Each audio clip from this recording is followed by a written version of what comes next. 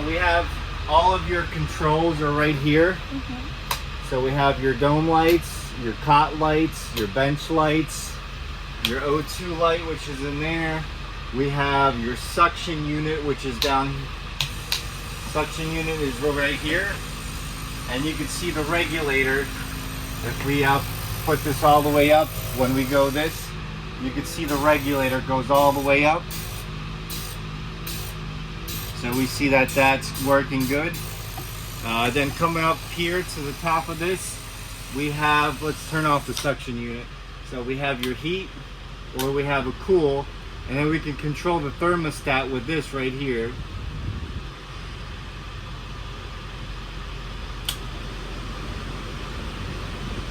And then we have an inverter in here, so you could see these, when we push the inverter button on, you can see these light up. So if we turn it off, it turns off. And then if we turn it on, the light comes on here. There's a cabinet warmer in here. These are your warning lights for your front driver. There's a green light, amber light, and a red light. And then there's also a buzzer. And then there's an exhaust fan, which is in the back of the ambulance. What's the clock? So we have your squad bench here. There's storage underneath the squad bench. So if we open up the squad bench, you can see that there's storage underneath it. There's also storage underneath the side CPR seat.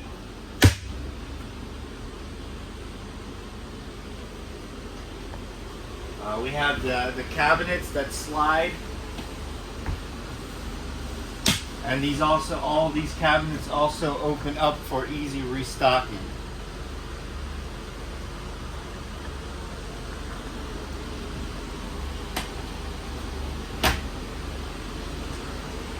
We have a grab handle here in the center, and then we also have a grab handle here above the squad bench.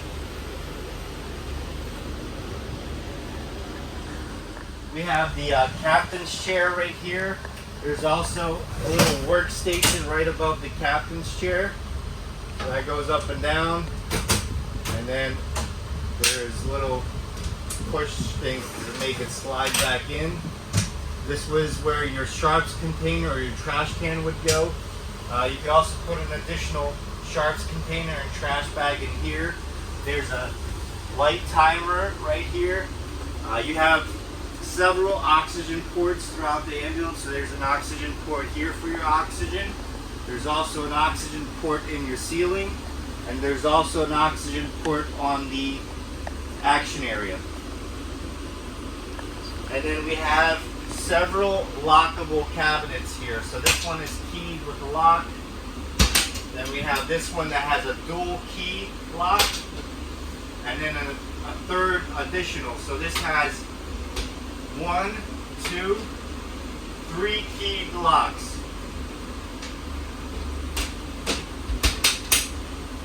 And then this has a lock that slides out. And then this is a cabinet that's accessible from the inside and outside. And then this is a pass-through, so there's access to go into the front of the ambulance cab. And then there's also cabinets and a door that swings closed. So this door swings closed to close the access from the cab to the box. And then there's also additional cabinets back here that slide open. And then there's another cabinet back here where your inverter would be. And that's your inverter down there at the bottom. And then there's oxygen holders. There's 2 oxygen holders behind the captain's chair.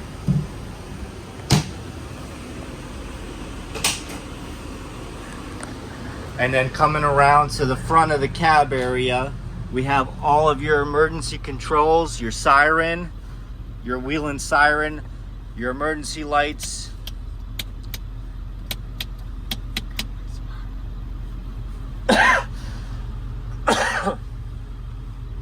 This ambulance has 72,000 miles on it. has good working AC. Cloth seats in the front cab.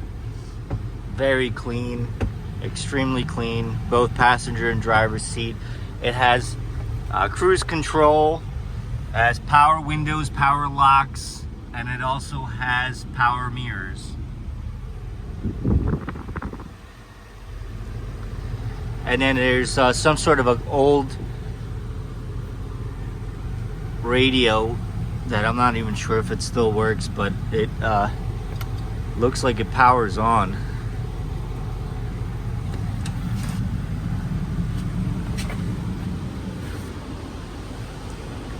And there's also an access panel to your main oxygen bottle where you can control the regulator. You can turn off the regulator or turn it on.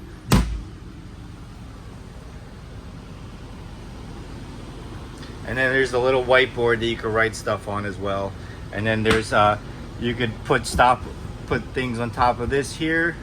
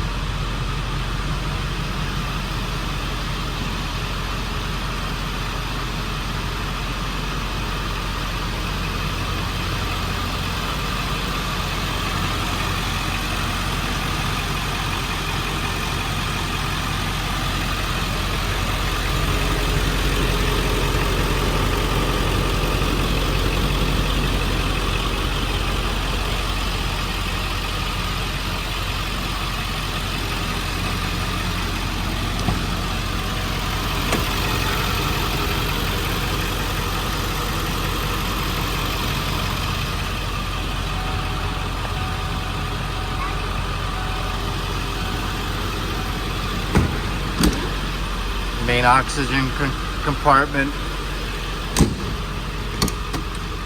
additional shelving, another compartment back here, and then coming around to this side here we have backboard storage, stair chair. This is where your ALS in and out bag would go. And then your batteries are under here.